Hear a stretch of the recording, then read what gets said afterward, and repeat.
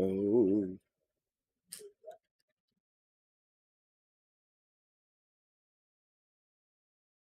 等一下，对，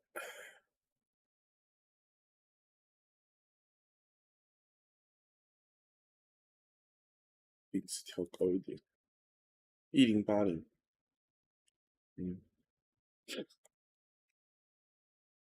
day in the series. 哦，有画质好了啊，我们等一下，我们可以稍微再等一下，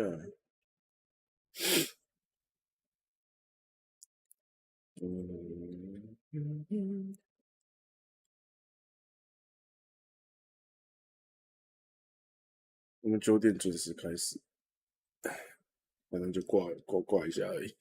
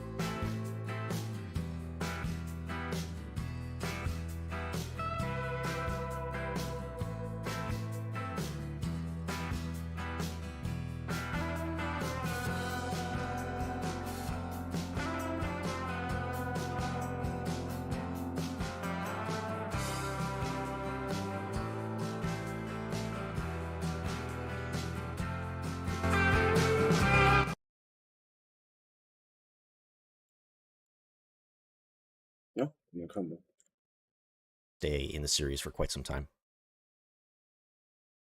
Well, I mean, man, it feels like so long ago when we first started these factions, and specifically the British. But so, at the starting point of all this, we knew we were going to go with 4 factions out of the gates, and that this is also within the Mediterranean theater, and we wanted to make sure that with the British Army that we do them justice in both Italy and in North Africa.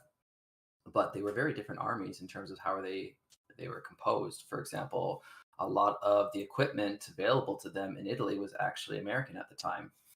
Um, but yeah, so our starting point was just looking at the theater itself and what units were available and tools and toys and things like that for the British Army.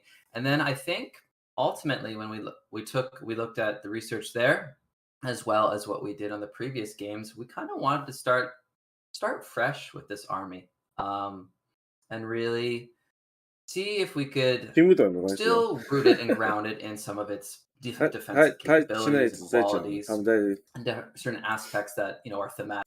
他现在一直在讲他们在设计英国这个阵营的时候，因为3代是建立在地中海嘛，就是意大利、北非那边，然后当时的英国很多其实都是用美国的装备，所以他们要想很多怎么让英国这个阵营有他自己的特色。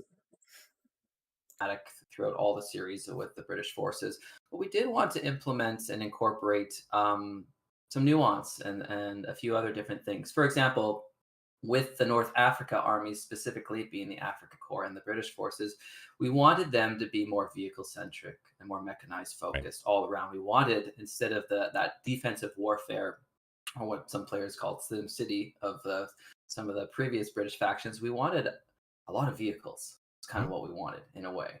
So I'll pause there, but because I know there's going to be a lot more stuff to tackle and to talk but I don't know. That's a starting point. And Yeah, we can get into no, more of it that's as we go. a good place to start. So I'm curious.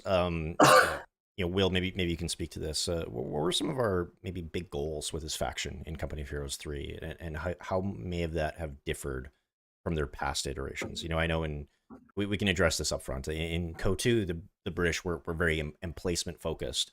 I know the term SimCity was thrown around a lot. Was there an intentional choice to change how they play? Yeah, absolutely. We obviously received feedback from players from Co1 and Co2 about the state of the Brits. They were very much an enjoyed faction by, say, the casual audience, the SimCity, the emplacements, the entrenchment in particular. But it never really made them viable in a competitive roster. So we wanted to try and meet at least halfway. Um, and because the Brits this time around are being portrayed earlier in the war, it's 1941 in terms of the Brits in North Africa. This is still fresh off their defeats in France. This is still very much a youthful army. Because it's the North African desert as well, they are far more mobile. Yeah. So that was a perfect opportunity really to bring in new vehicles that we hadn't seen before and add that kind of mixed mobility with plenty of tools to at least start bogging down the enemy without going too far into the deep entrenchments, almost the World War I style entrenchments and defenses. Right, and I guess that kind of speaks to, Matt, something you were talking about earlier about this heavier focus on light vehicles sort of throughout the early and mid game. So again, it feels like a very conscious choice to push Co3 in that direction. For sure. So I'm going to load up our first game here. This is going to be a 1v1 that we're going to be looking at.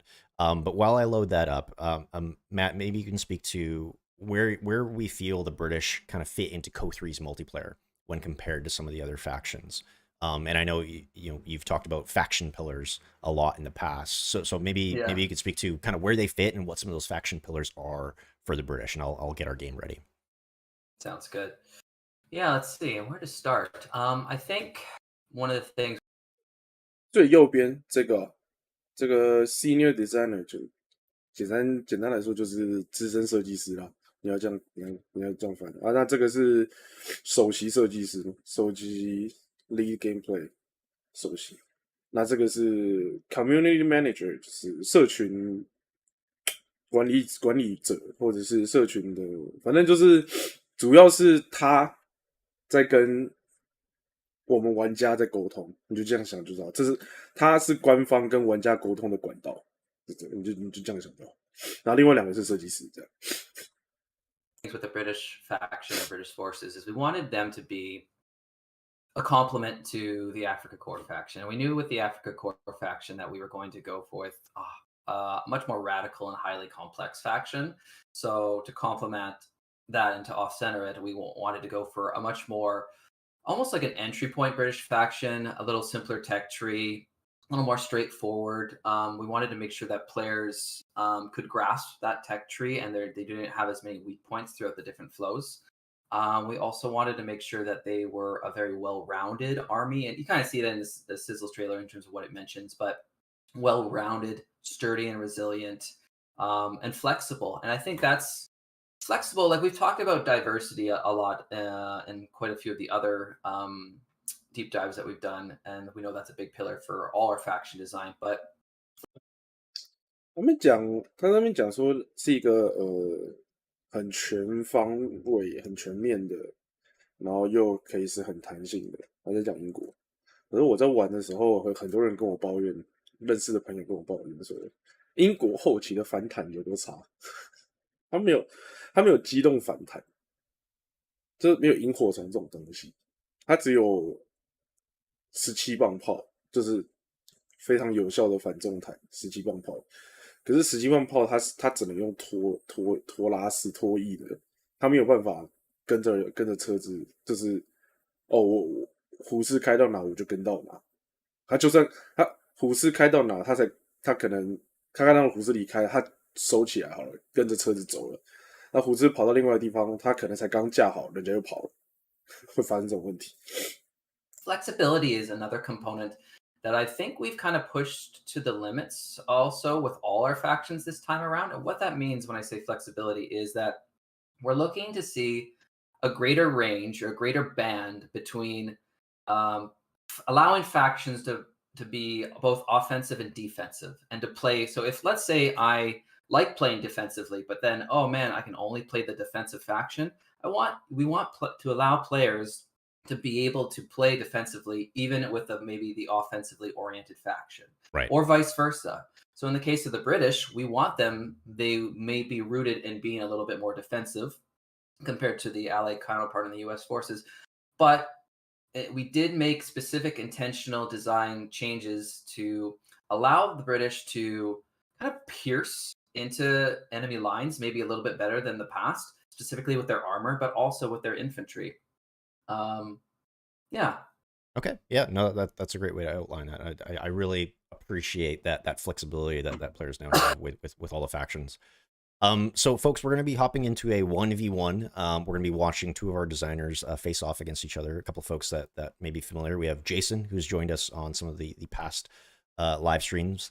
Folks may know him as Tarnation. And we're also going to be having Darren, who also goes by Mirage Vlog, a couple of community hires duking it out in this 1v1. So we're going to be watching from Jason's perspective as the British, and he's going to be playing Darren, who's playing the Wehrmacht. So before we hop into this, just a couple quick notes. Please keep in mind that this build that we're looking at of the game is only a few weeks newer than the one that we used for the tech test. So that means it's still a little bit older than the version of the game that the team is working on right now. And there are still some of those changes and tweaks that we kind of promised and bug fixes that we were working on that we announced after the tech test. Some of those may be reflected here, but not all of them. So just keep that in mind before we jump into this game. So let's hop in here. Let me change the view, and people should be able to see that now-ish. Come on, game, you can do it. You can do it for me. There we go.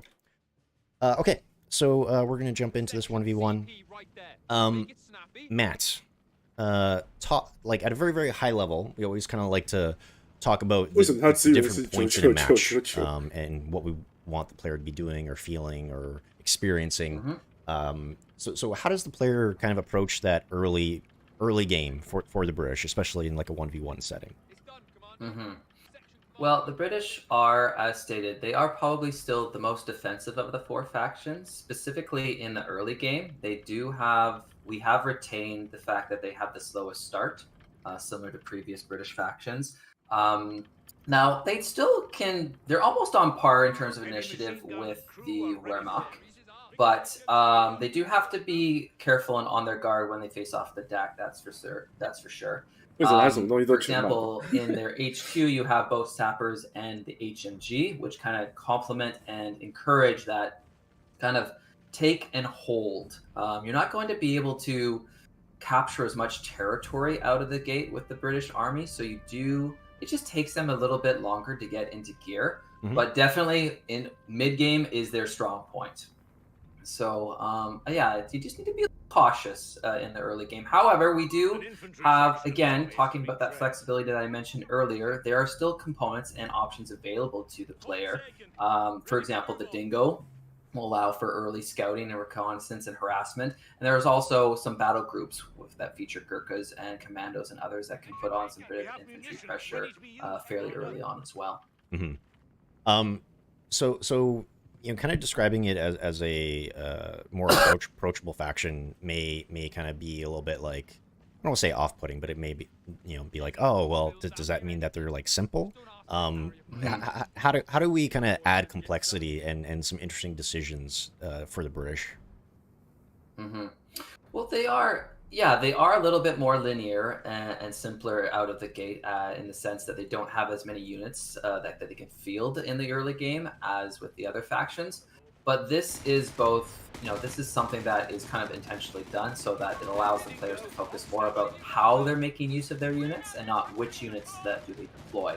Right. So if you look at this game in particular, so far, Jason has fielded a rather well-rounded army. He's gone for one sapper, one Tommy, one HMG, and one Dingo. I assume he'll probably get into a few more mainline infantry to bolster his front line.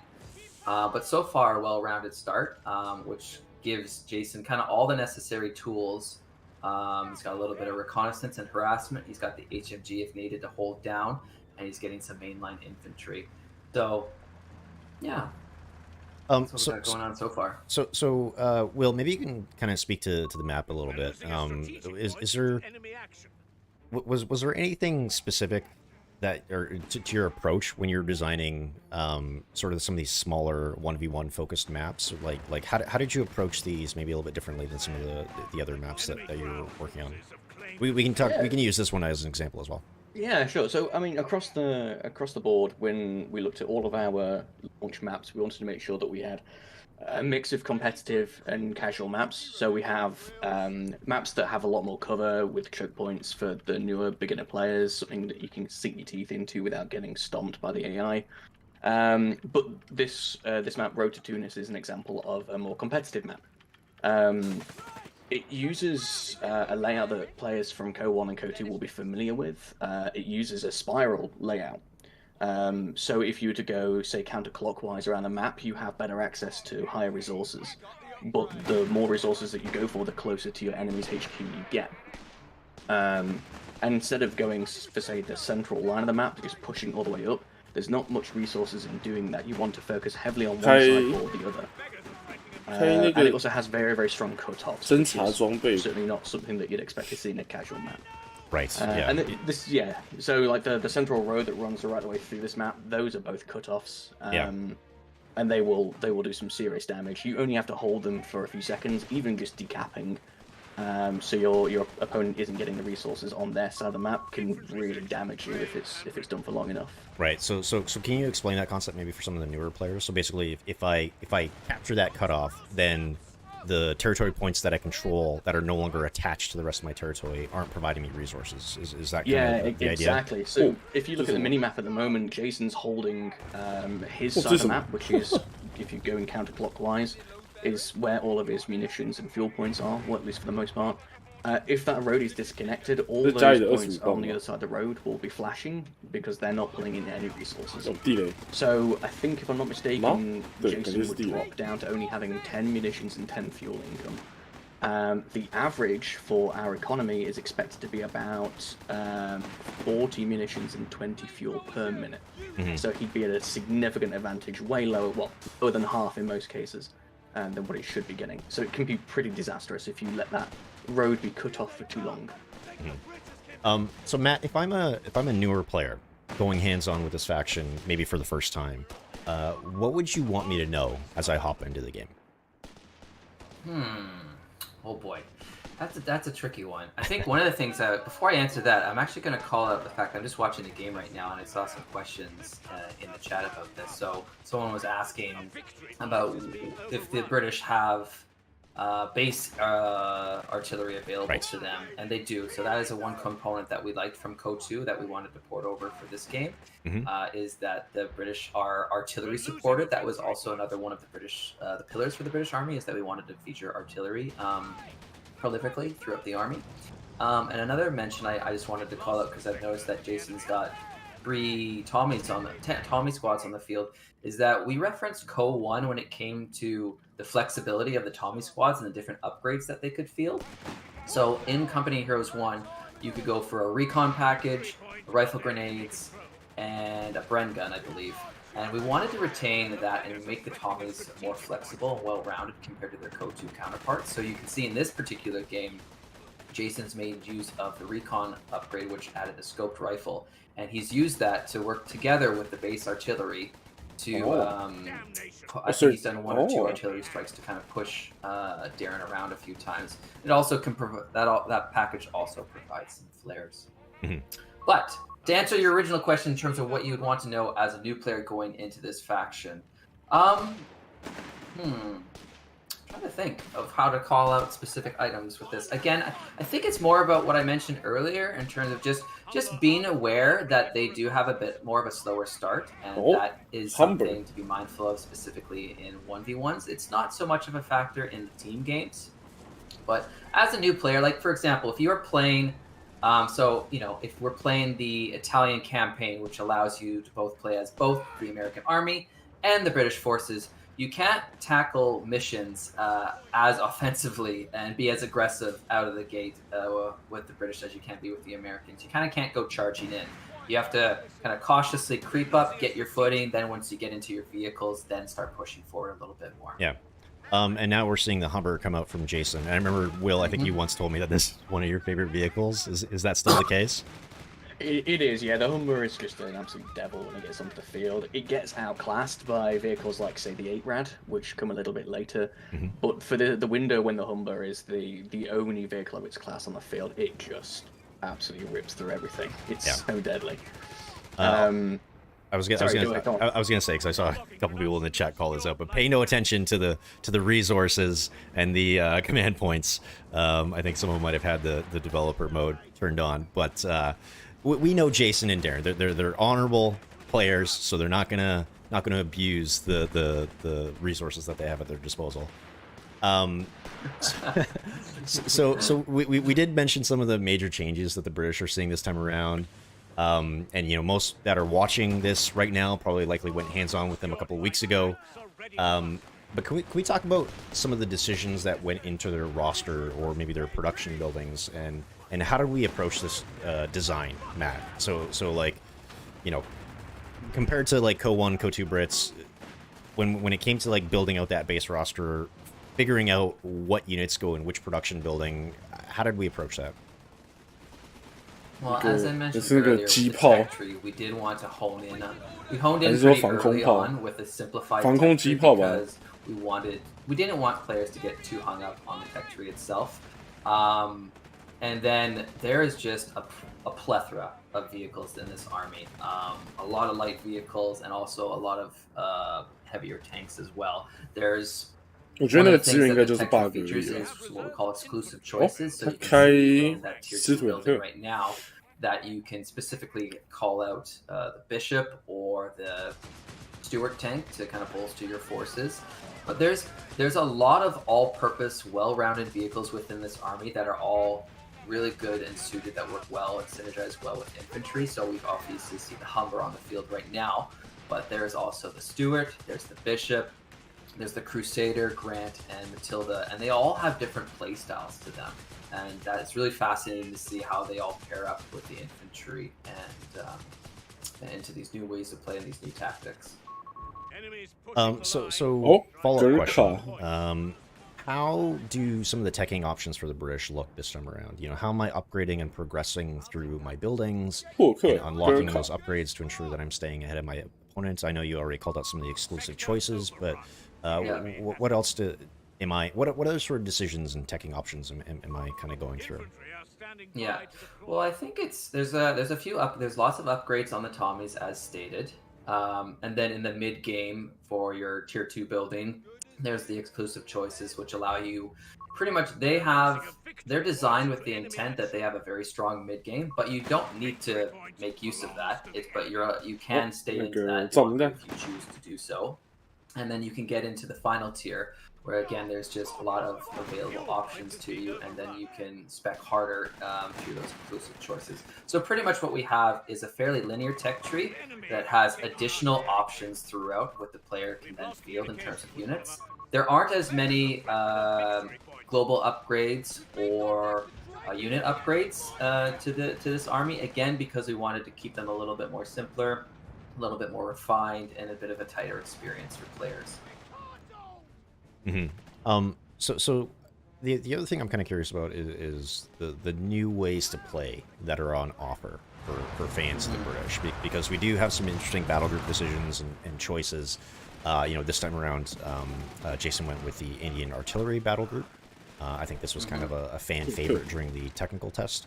But yeah, Will, maybe you want to jump on this question, but like, what are some of the interesting new ways to play the British that are on offer this time around? Yeah, well, we might as well start with the Indian artillery, since it's what Jason's gone for anyway. So we've already talked before about the battle groups, how they kind of a new spin on the doctrines and the commander system from the previous games.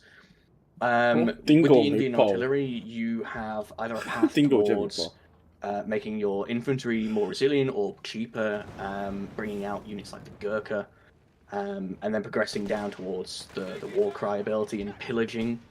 To give you an example of what Jason's got at the moment, he's gone for cheaper reinforcements. So his infantry losses will not impact him as much. He's gone for the Gurkha infantry, which are kind of a mid-game strong anti-infantry squad. He's equipped the Gurkhas that he's got with Bren guns, so they're better for the long mid-range engagements, but you can give them Thompsons for the close ones. And he's also gone for pillage, which means that any infantry losses he inflicts will reward him with munitions, and any vehicle losses he inflicts will grant him fuel. So now Darren has to be careful as to what units he throws away. Right.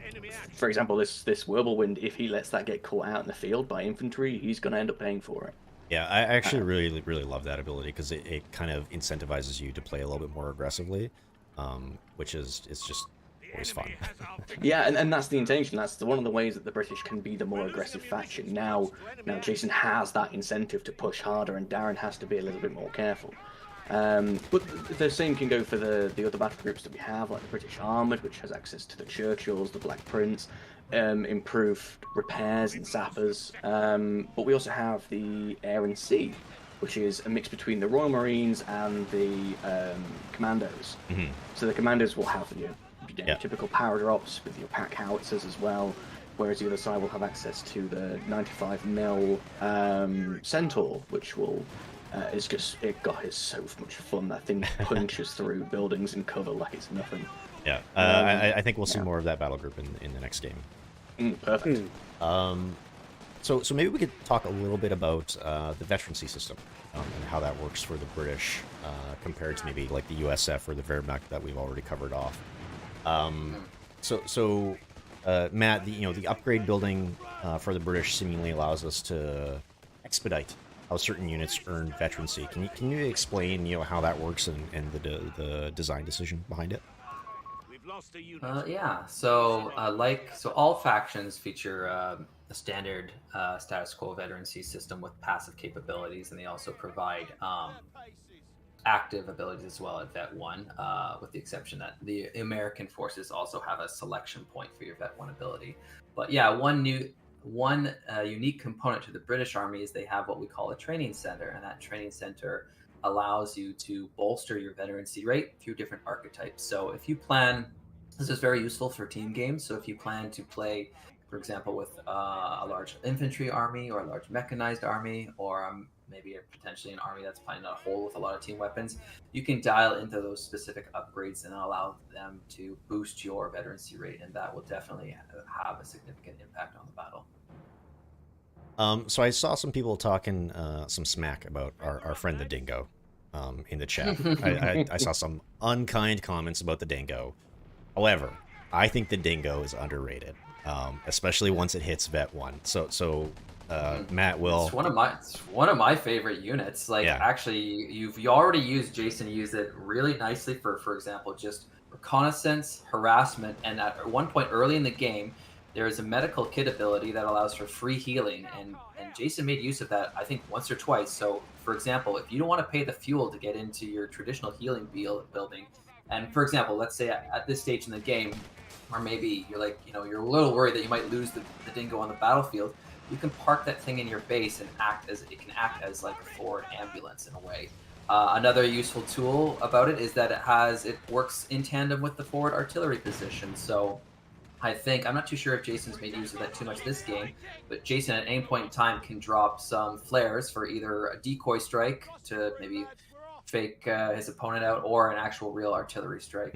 So it's got some legs, and you're touching on one of the elements. So with Company Heroes 3, we wanted to reintroduce ultra-light vehicles properly back. Kind of like Co-1. Co-1 had quite a few of these. Co-2 had a couple as well. But one of the things, and this is always a design challenge for us, is we try our best to make sure that every unit that we make into the game scales to some degree. Now, of course, a Dingo, once the tanks start hitting the field, it can be challenging, right? So you typically will have to, when we say scale, that means we have to think of creative ways to, modify its role into potentially, it could be a support role, it could be a reconnaissance role, it could be a healing role, but something else, because we know it's, hard to get into the fights as the game progresses. So I can't quite tell what battle group Darren went with as the Wehrmacht. You went with the breakthrough. Breakthrough, right? Gotcha. Yeah. So Darren had fielded early on in the he went for breakthrough, and then烧一弹 zero 看起来也太大 CPs 颗 pick, which allows your grenadiers to turn into assault grenadiers. Right. So Darren's been trying to be offensive with his assault grenadiers. He just made use of, I believe that was I don't remember the name of the ability, but essentially an incendiary bombing run. Mm-hmm. Yeah, the assault grenades are also very good, especially when they connect. So we're kind of in the mid-game portion. Will, what do you think? What decisions should Jason be making as the British here? He's got victory points lead, but I think map control is kind of evenly split at this point. So what do you think Jason needs to do here to kind of secure this victory for himself? Well, the next step is moving into his medium tanks. He's already seen that a whirlwind is out in the field, and even though his Stuart can plink away at the whirlwind, it's not armored enough that it can be completely resilient. So that's a bit of a dangerous move. The next step for me would be just to roll out a Crusader, which is his. I suppose it's more of the equivalent of the medium tank, but it's so fast for the British. The Crusader is a cruiser tank. So not quite as armoured, not quite as upgunned, it's only using a 2-pounder, but cheap enough that you could probably pull 2 of them onto the field.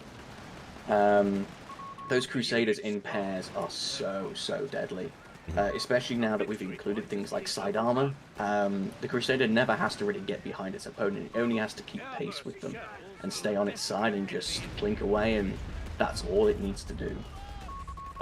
He could go for guards in the final tech building, but honestly, with the amount of assault infantry on the field, that's probably not worth the cost. Right.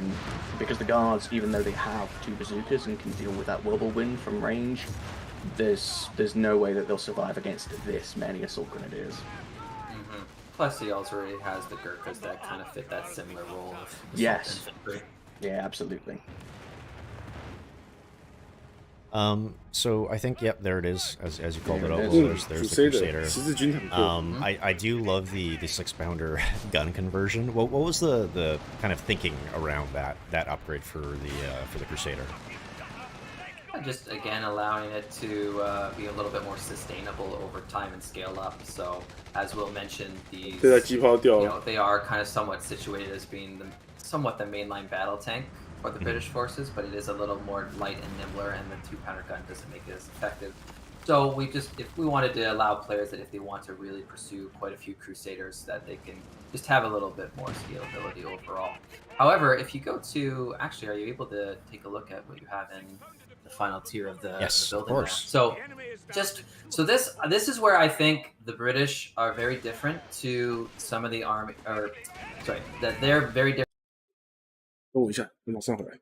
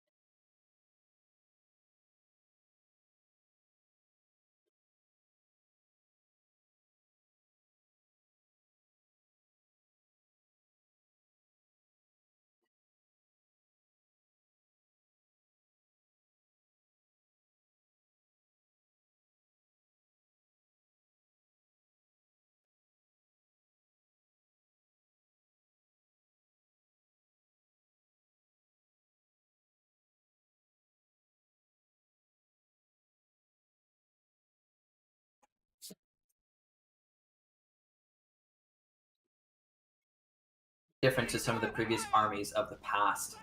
One of the things right out of the gate that you'll notice is they have an infantry unit in their final building, and I think personally I love this. It's really nice to see.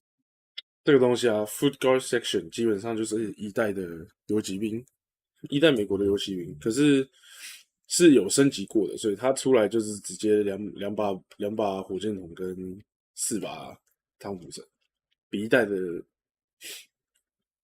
那个游击兵强一点，因为1代的游击兵你要花100弹药去升， 100%.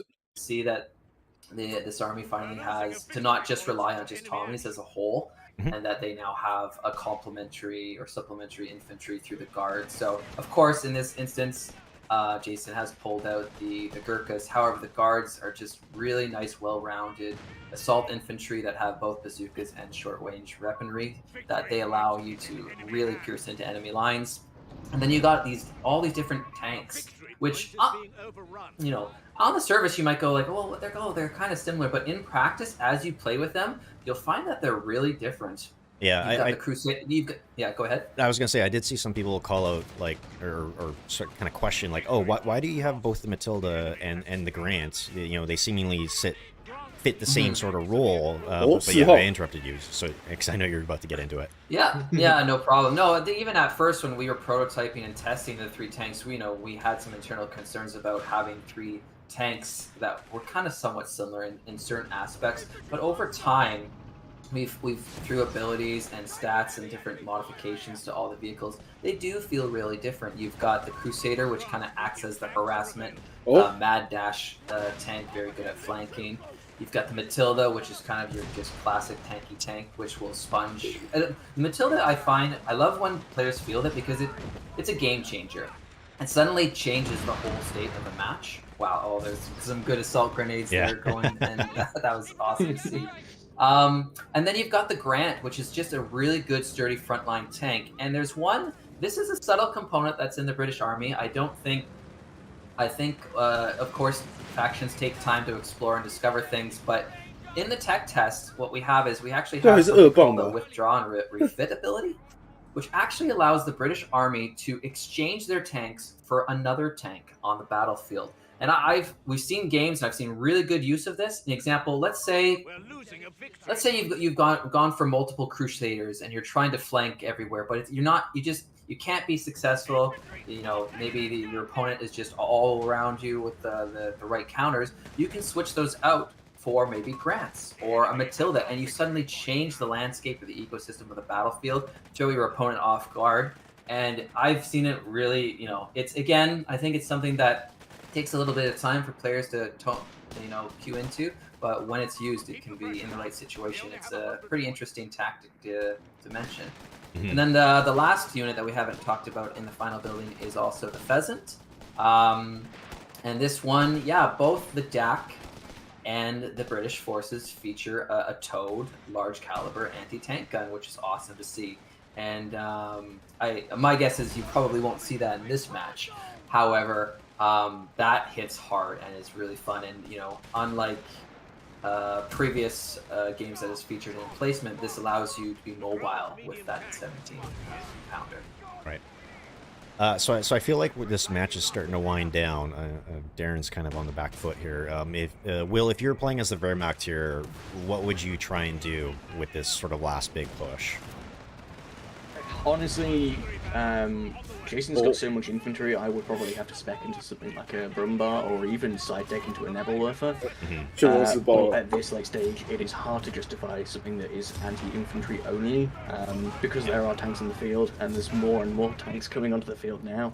Yeah. This is a tough spot, and with those Crusaders, even though an anti-tank gun would be an option, you are going to have to get them on the right draw. Like the Crusader is fast enough to outflank an AT gun, in the same way that it's fast enough. The Panzer IV that Darren's gone for is probably the smarter option here, trying to get another one of those, because at least they have a turret that can turn and catch up with the speed. But now the Grant is on the field as well. In a one-to-one fight, that Panzer IV is going to be really struggling. Yeah, and I feel like that double artillery barrage of the airburst and the normal barrage in the mid there a couple minutes ago was pretty devastating for Darren. Yeah. Something I noticed with this fight as well that is a little hidden gem in this battle group. Jason unlocked the heavy mortar, which is only available with the Indian artillery. That comes into the map towed. That comes with the 15th CWT truck, which is the British reinforcement platform. So that truck can reinforce troops in the field. It can be upgraded to heal as well. But it seems like Jason's done well enough, and he's kept that dingo alive long enough to have the healing on it, that he just hasn't needed to use that. Yeah, I think the other really cool thing about the heavy mortar is, I didn't realize this until recently, is that it has crazy range. Like it's incredible at like reaching those far distances on the map and sort of surprising the enemy. Oh yeah, especially on a map this size.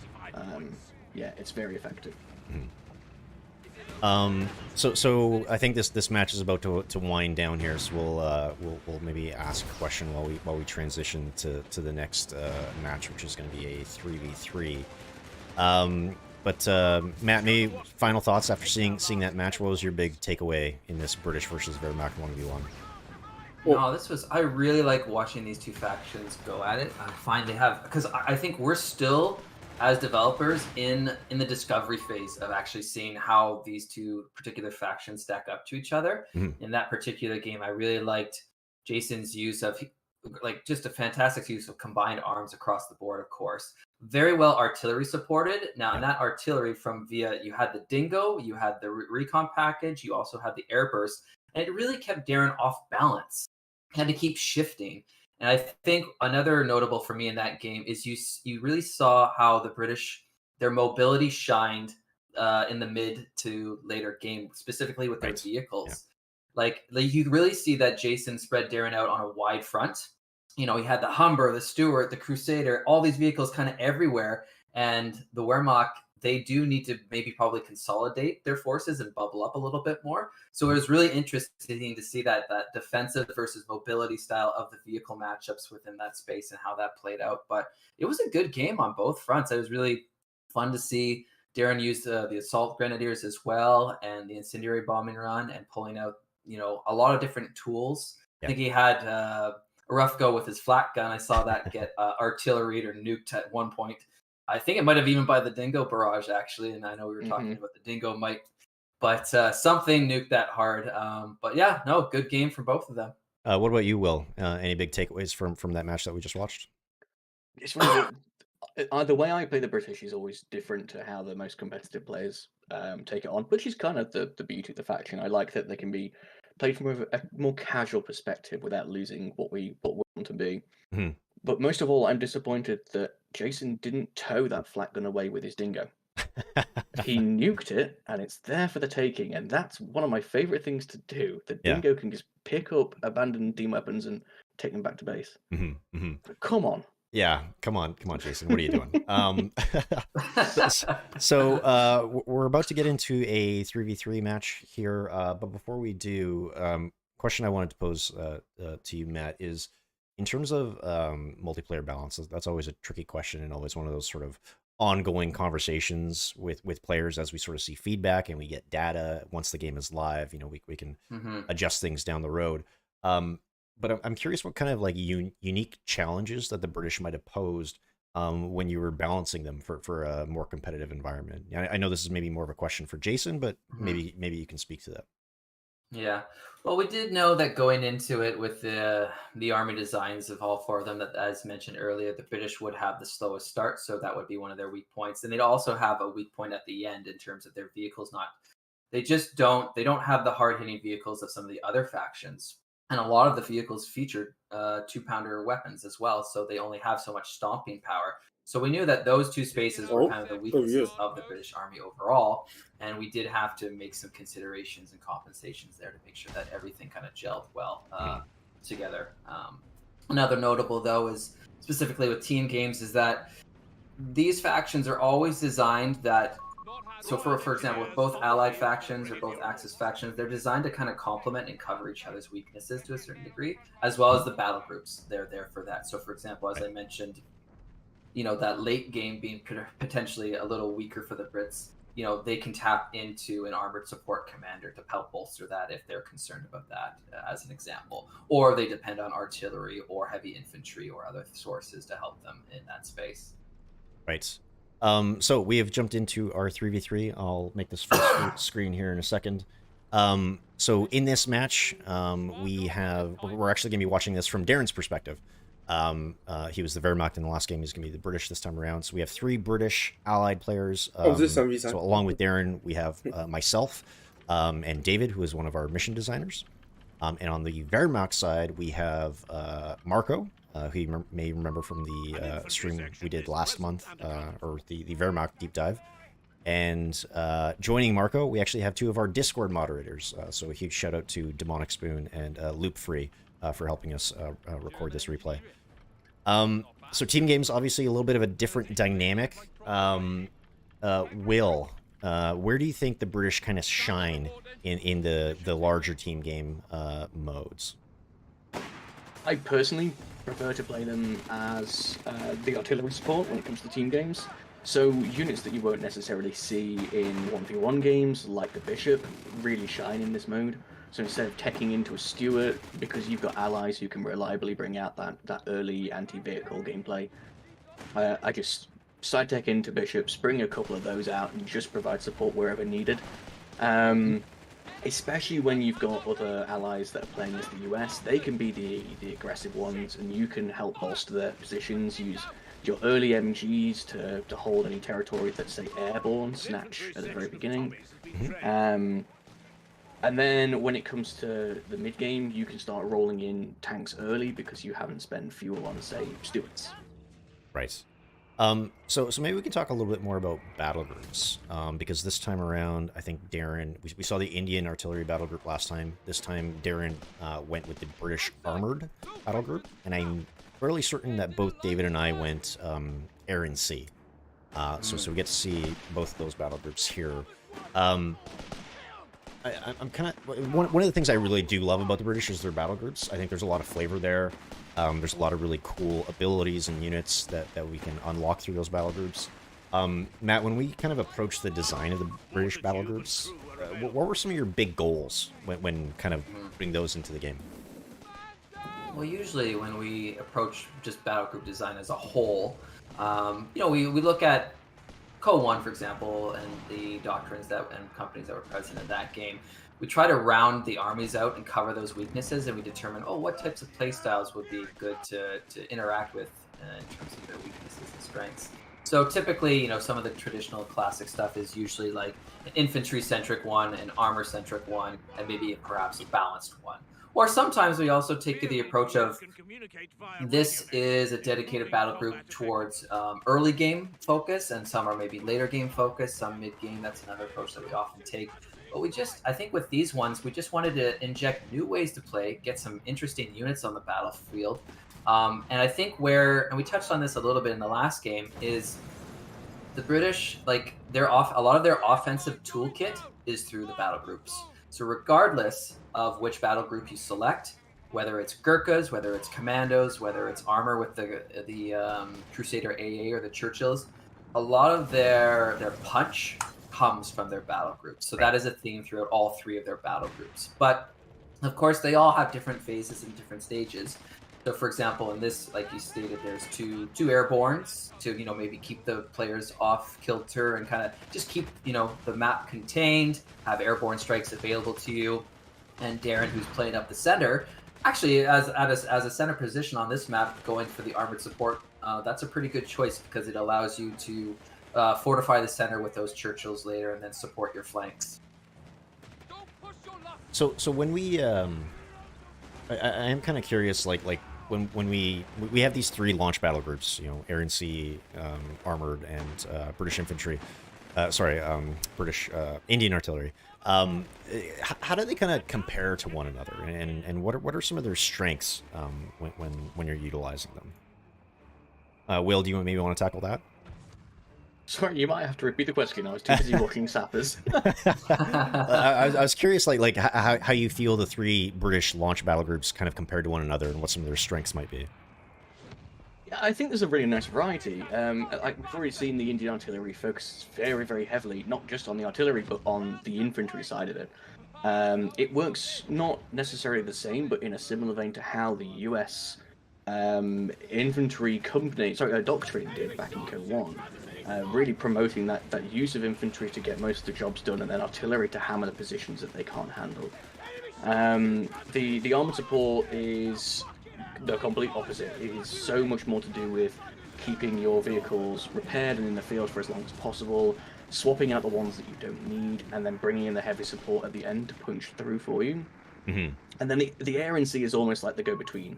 It has the niche of, say, a normal airborne battle group in that you can call in commandos, and the commandos in this are just as good at harassing positions, dropping in behind enemy lines, laying demo charges, capturing territory, all that sort of stuff.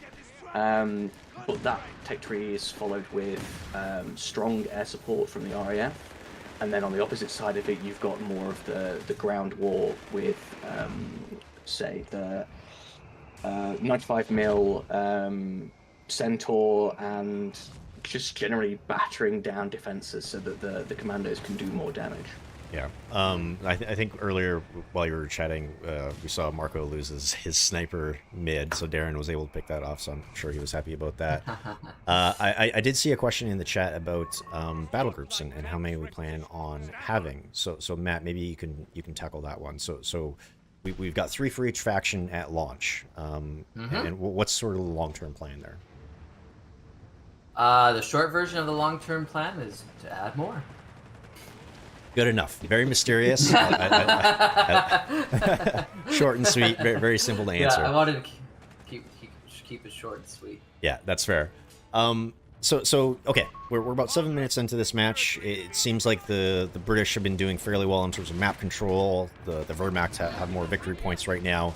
How are we feeling about this match so far? Like, Matt, if you were on the British side, what would you be telling your teammates right now? Well, one of the things I think both the British and the Wehrmacht, they tend to do well when they coordinate and collaborate. And even though the British have, in each one of their lanes, they've done definitely an admirable job. But I can sense that they're not supporting each other as much, actually, as they probably should be. And I wouldn't be surprised, and you can kind of even see this going on right now, is that the Wehrmacht are pushing back. So this is, you really want to kind of cover each other's weaknesses and kind of like bolster, maybe even, and also plus this is just a team game philosophy as well. It's kind of maybe best to focus on 2 areas as opposed to all 3. And you can see that the British army are getting stretched a little bit thin. However, they are transitioning into their mid game, which will allow them to punch back. We were talking about battle groups. Oh no, that poor Humber. Poor Humber. I just went to see what was happening down there, and it died instantly. Yeah. But as Will was talking through the battle groups, and I know we, of course, you tend to focus and fixate on the units themselves because they're a very attractive piece. But one of the other notables about the British battle groups as a whole, they have a lot of support capabilities to help out the team. So examples, for example, the armored support one has field recovery bays. So you can, if you're going to do a bunch of vehicles, you can put some repair bays down. Another good one is the, I'm forgetting the name of the ability. I think it's like naval blockade, which will stop the enemies from grabbing points or slow down the rate, something like that.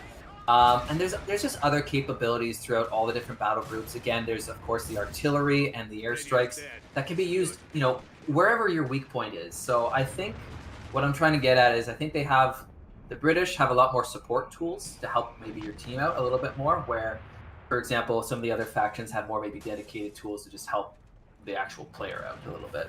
Right. Will, what about you? If you're maybe let's flip that question. If you're the Wehrmacht here, what's your approach to try and put the British on the back foot? From the looks of it, they're bleeding tanks. The Stuart got taken out, the Dingo's been taken out, so chances are they're not going to be fielding very much in terms of armor, or at least probably not as good. I would rush straight for maybe a Whirlwind, or if you can, push for that Panzer IV straight away and just start causing damage where possible. But on this map in particular, this is L'Aquila. You essentially have 3 major lanes. You have the urban area, which is quite dense, which we're seeing right now. Very, very dense streets, probably not the best idea to pull tanks out in this location. In the south, you've got an industrial complex, which has lots of retaining walls that you have to be careful of. But in the center, you've got a tank's playground. This is a nice open lane where you can go down the train tracks or the 2 roads either side. And I would just push as hard as possible with armor right through this space and just knock them back to their HQ as early as possible.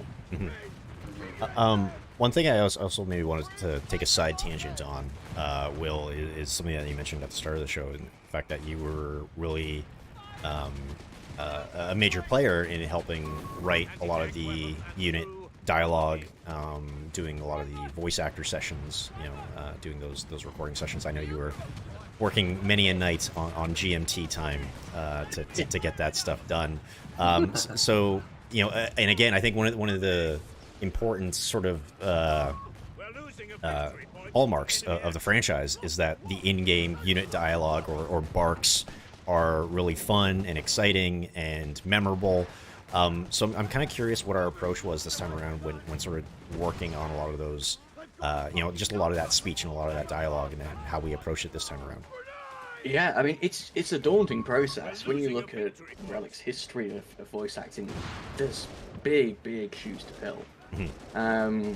But we wanted to make sure that we at least went with what was memorable. So, for example, the COH3 British faction were iconic because the use of different regional accents for different characters made them so much more memorable, so diverse.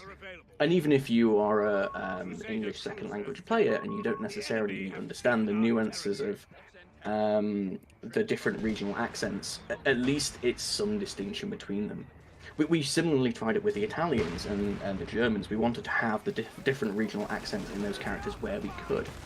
From what I gather, there's not quite as many as there are in the UK. The UK is insane for the number of regional accents and dialects.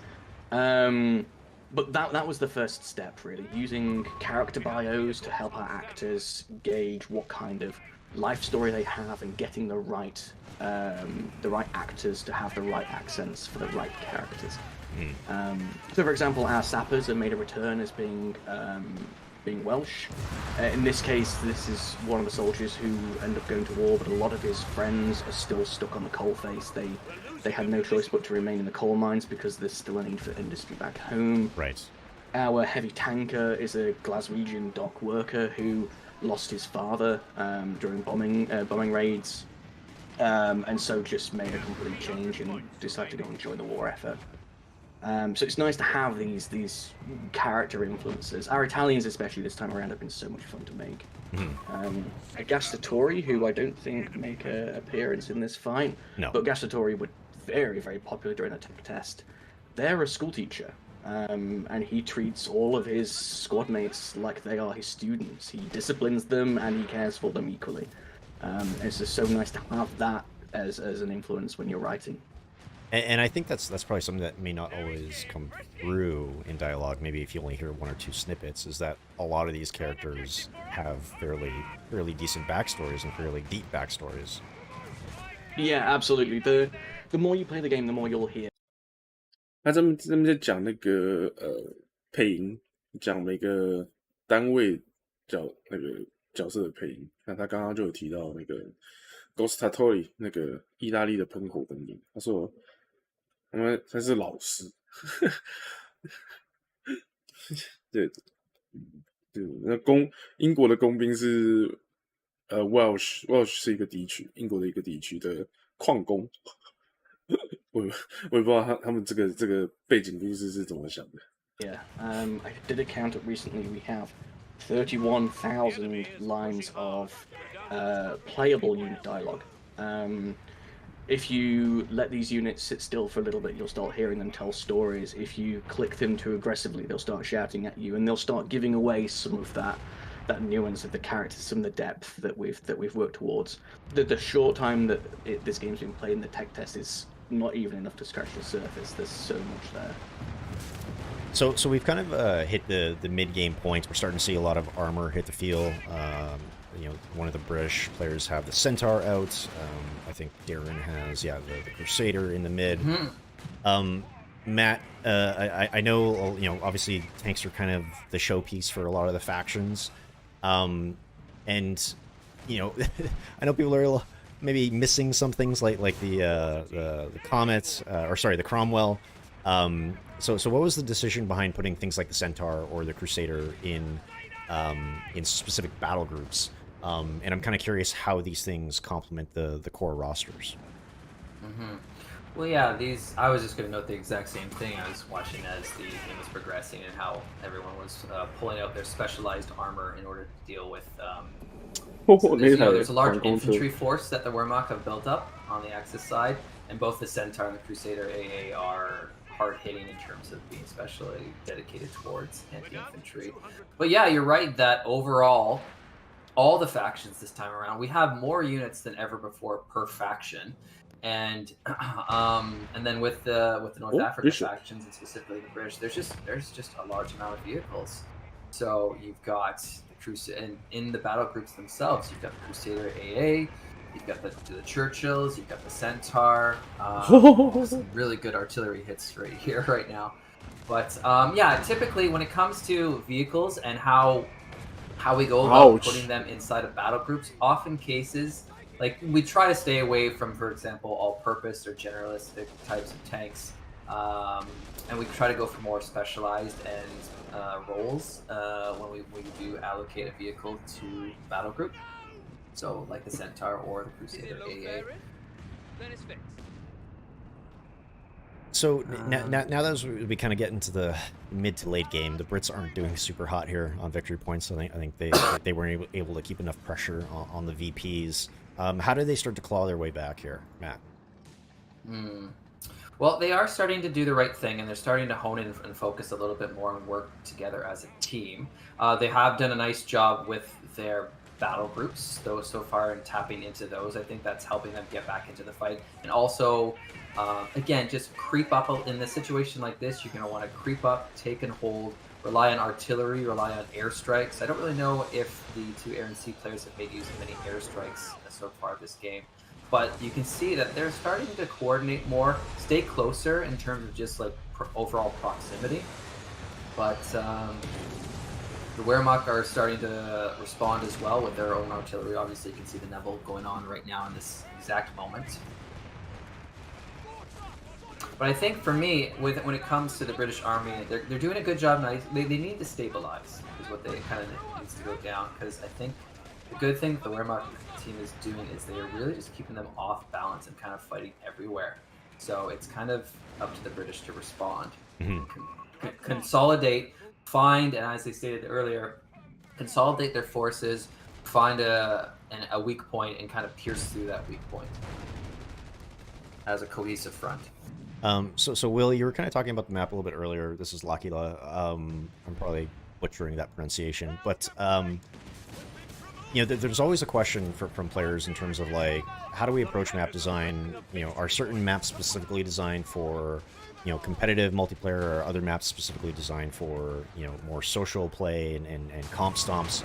I am kind of curious, how did you approach that when you were sort of working with the team to design our maps, and is there like a delineation between those types of maps, or do we try and build them as like from a general, you know, purpose or standpoint? Like how is, yeah, just overall, what's your sort of approach here, and maybe you could speak to L'Aquila again as an example for that.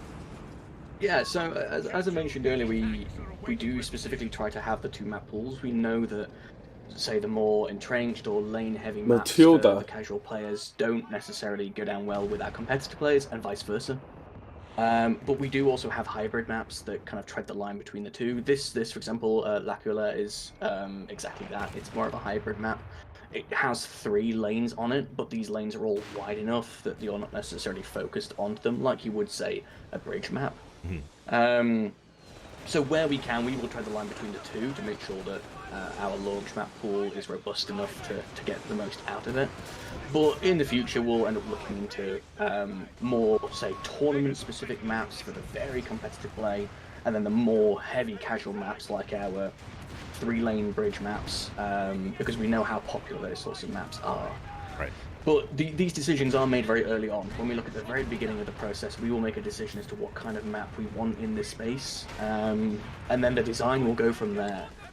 That's not to say that the design we come up with straight away is the one that's locked down. It's still an iterative process, and it's usually designers will help each other out and look at each other's work and Like, for example, this map was started by one of our map designers, Lisa, who also contributed heavily to the single-player campaign and the missions there.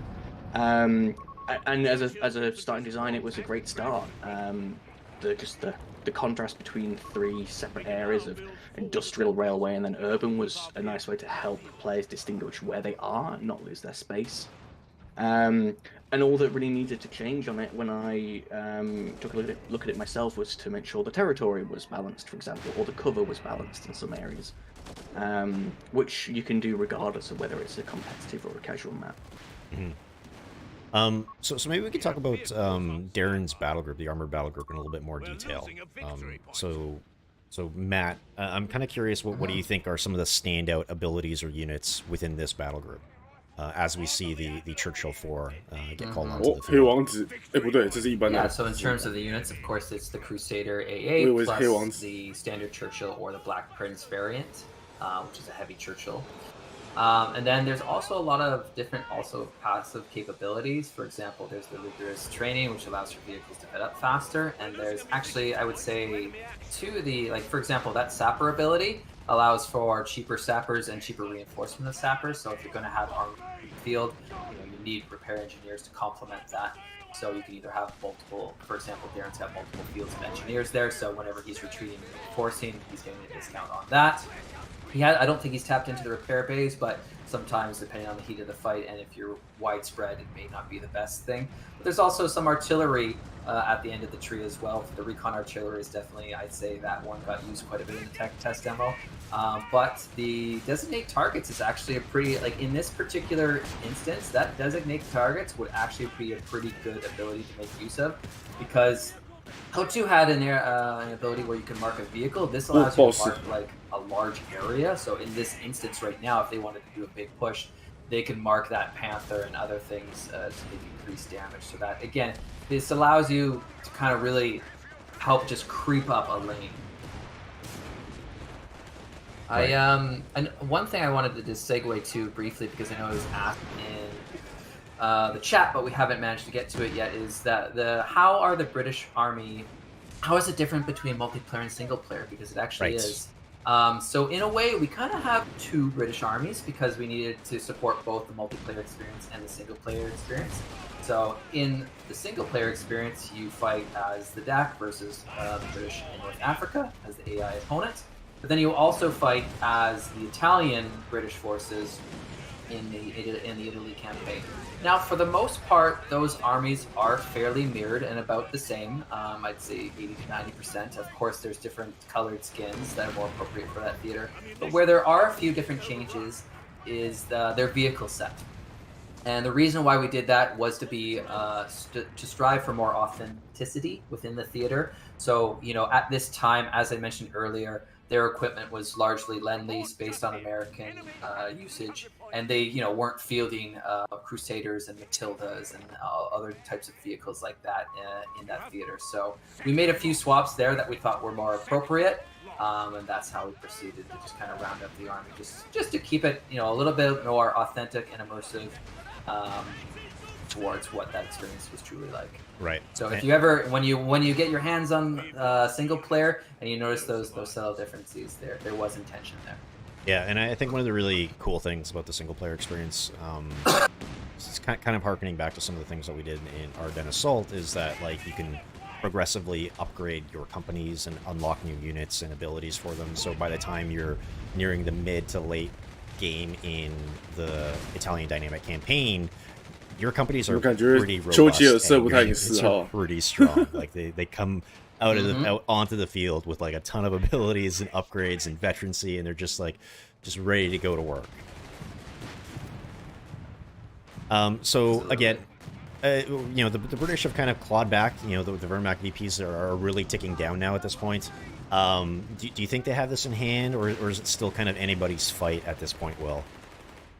Honestly, if I were the Brits in this point, I would be scared. Yeah. I'm seeing 2 Panthers on the field and very little anti-tank. The anti-tank gun right in the middle just got wiped out, and that one's been decrewed. Honestly, if it were me at this point, I'd probably be going for a 17-pounder to try and hold back the armor in the central lane, but that is risky with so little manpower. It appears at the moment their economy is doing okay in terms of income. They've got over the average in terms of fuel income, but his manpower is just being torn apart because of how much infantry he's got and how many losses he's been taking. So this is a bit of a tough spot. Potentially bringing out an upgraded Crusader, so the Churchill can soak up damage from the front and the Crusader can flank, keep that Panther busy. It's a tough nut to crack, this one. They are pushing pretty hard. Yes, speaking as someone who played in this match, I definitely didn't prioritize anti-tank as much as I should have earlier. I think I was trying to go a little bit heavier on the artillery. I think this... I was just going to mention, I think this match is showcasing what I said earlier in terms of the British having a weaker late game overall, and that it does... You do require some clever tactics in the late game. You kind of need to coordinate more in the late game, because you can see that the Wehrmacht are just making use of their mainstay armor for pretty much Panthers and Panthers. And as the British forces, I think in this instance, they're leaning a little too hard into specialized armor. Right. So the Crusader AA, the Centaur, the Matilda, the Churchills. So what would have probably been good was, and I guess also there's the fact that, you know, we have 2 airborne players, so they were probably more infantry focused as a whole.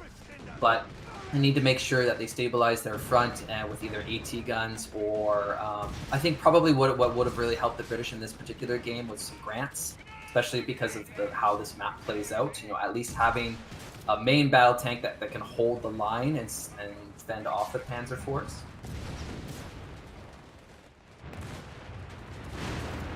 Yeah, so we see. Very quite a bit of artillery usage.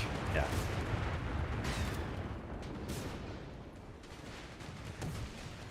So Will, maybe circling back to voice work, I am kind of curious what some of your favorite voice lines are. I think every game has its standouts that players kind of latch onto and kind of maybe turn into memes or whatnot. You know, T or something stronger and that kind of thing.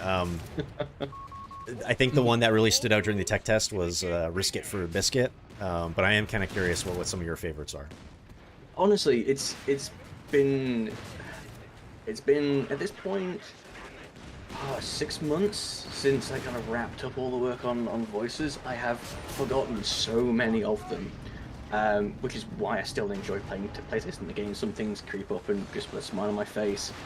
And I honestly can't think of any specific ones that come to mind, but I would draw specific attention to the idle lines. Just when you're playing, take it slow, put some infantry in cover, let them sit for 30 seconds to a minute and just listen to some of the stories. Some of them are jokes, some of them are a little bit more harrowing.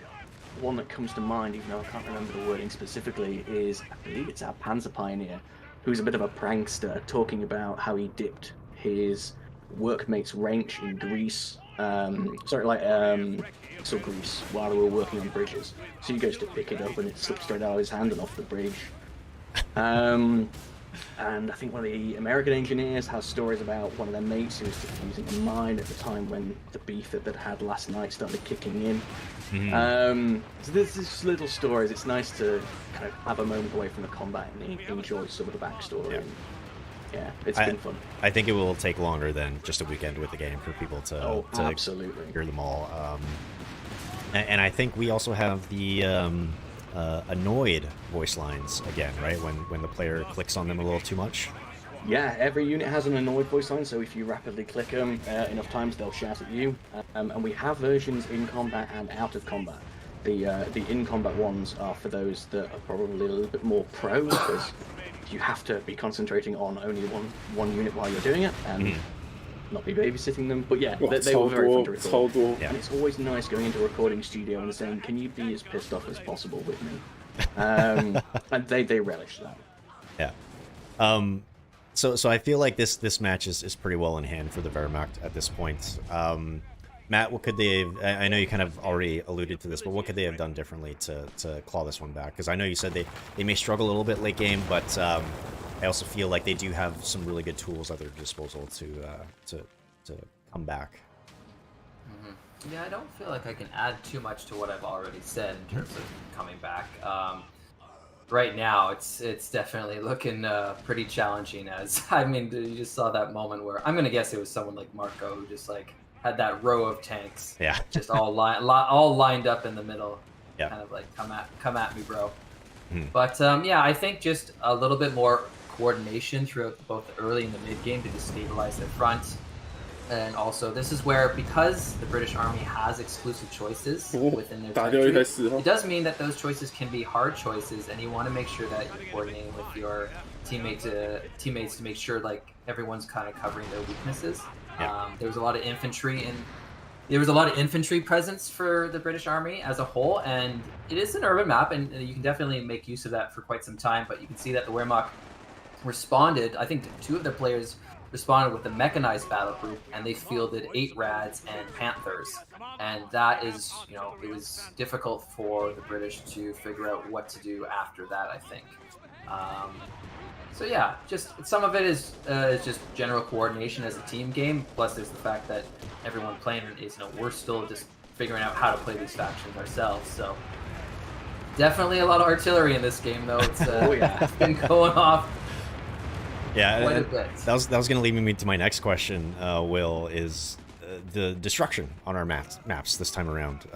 It seems like I remember there were a lot more buildings here last time I looked, and it's fairly flat. So I guess that will obviously change the way that we're playing and the way that we approach some of these fights and some of these battles. And I'm kind of curious how, as a map designer, you make some of those decisions about like, hey, which buildings do I want to blow up? What paths do I want to open up? How do you approach that? Yeah, this is actually one of my favorite aspects of doing urban maps. So the main difference, if we haven't covered before, is whereas in Co1 and Co2, when a building's destroyed, it collapses inwards. You can't garrison it anymore, but it becomes a blocker. You can't shoot through it, you can't move through it, and that's it. It's done.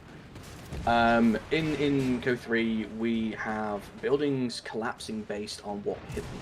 So if you use a flamethrower or, say, a lucky grenade that takes a building down, that's not enough to blow it apart. It will still collapse in on itself and become a blocker. But if you drop artillery on it, or you run an airstrike through it, it will blow the building apart, and then that becomes not only cover for infantry, but it becomes a route that vehicles and infantry can move through. So it means that we can have urban maps where we can expect players to create new flanking routes. And whenever I play, I will usually just have an AT gun or a tank that's set at the back. They're going, okay, that building could be used by my enemy, I'll just take it out. I don't need there to be an enemy in it already. I know it could be a threat to me, so I'll just destroy it, and then...这些炮击真的是有个夸张。 But yeah, it's really helped with our urban maps, especially with other things like Breach and having more access to flamethrowers and satchel charges across the factions. Urban maps are more fun than ever before. Yeah, and I think the Wehrmacht have also made pretty good use of destroying the environment and using their call-ins to flatten things out and force the British off of certain points. I think this is going to wrap up pretty quickly, so we may as well come up with some final thoughts. Matt, what was your big takeaway from this game, or what do you think are some really cool things that you're glad that we were able to show players today if they didn't get a chance to see them in the tech test? The artillery is very prolific at the moment. I think what I love to see every single time is just we have so many more units and so many abilities. Like it's pretty crazy how jam-packed this game is in terms of tool set, and it's awesome to watch each game unfold. I watched tons of people play in the tech test. It was so awesome to see all the different strategies unfold, all the different new ways to play. Even from down to this little vet ability or that passive capability to these big globals, to the airstrikes, to every component that makes up all these armies.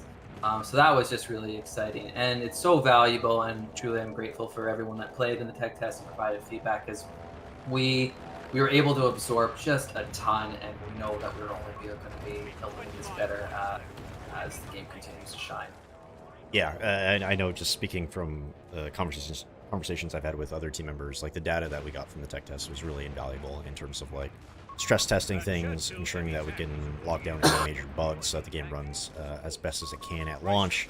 And I know a lot of the feedback that we got is going to help inform some of the balance and design decisions that your team is going to be making in the days ahead, right? Absolutely. So there we have it. I know some folks said that we stage these, that we always let the faction win that we were highlighting, but unfortunately this time around the Brits couldn't quite do it. So Will, what were some of your big takeaways, Will, from that 3v3? I mean, I think they played well. It did unfortunately run away from them. With that type of map as well, like, even though they had very good armor, like Matilda's and the Centaur towards the south, because they weren't pushing in deep enough, it meant that the enemy tanks were able to relocate from the center where they were clearly winning, and then kind of push them back. With a map like that, you have got to try and keep up the aggression as much as possible. There are so many different resource points because we're using the COH1 style of resources. You have to steal as many of them as you can. Right. Sitting on the halfway mark isn't going to do it, especially when you're losing. But it was nice to see a good roster. It was nice to see the full tool set being used. We saw plenty of Churchills. The Commandos came out for a brief spell. The Centaur seemed to last forever. And then the Gurkhas in our first game. It's been nice to see the full lot. Yeah. So something I should have called out earlier, I totally forgot I had this on hand. And Matt, you actually requested this, is we actually have the new tech trees. We have these great visuals that players can check out. These are on our website, companyheroes.com. And I think if you go to the media section, you should be able to find those all there. So yeah, we have these awesome tech tree layouts for all the factions. I don't know if there's anything that you wanted to add to this, Matt, or if you just want people to go and take a look at them and pose any questions after the fact. But we do have these for all the factions on the website. Yeah, I would just say to have a gander and absorb it. It's a really good way to process the faction as a whole and just to see the full picture, the breadth of the tool set. I think we've spoken we've covered a lot of the tech tree today and almost every single unit within. Yeah, I think we've pretty much covered everything in terms of the unit and capabilities for the British Army between this alongside the battle groups. And I don't really have anything to add at this time. Awesome. Yeah. So be sure to check those out on the website. And thank you very much, everyone, for joining us today. I think it was great to watch those matches and to have Will and Matt with me here. Again, as always, if you want to stay up to date with everything that we're doing on Company of Heroes 3, 应该就这样了。其实谈的一些东西，游戏打的那2场游戏看起来其实跟之前玩的差不多啊，就是那个多人车射手感觉上是差不多，没有什么变化。那他们谈的一些东西其实也都不算是会跟，如果你听不懂英文或者是不在乎那个，其实是还好啦。好，我们今天就看到这里吧，拜拜，晚安啦。我等一下应该是不会开了，对，明天应该是会开了。今天就到这里吧，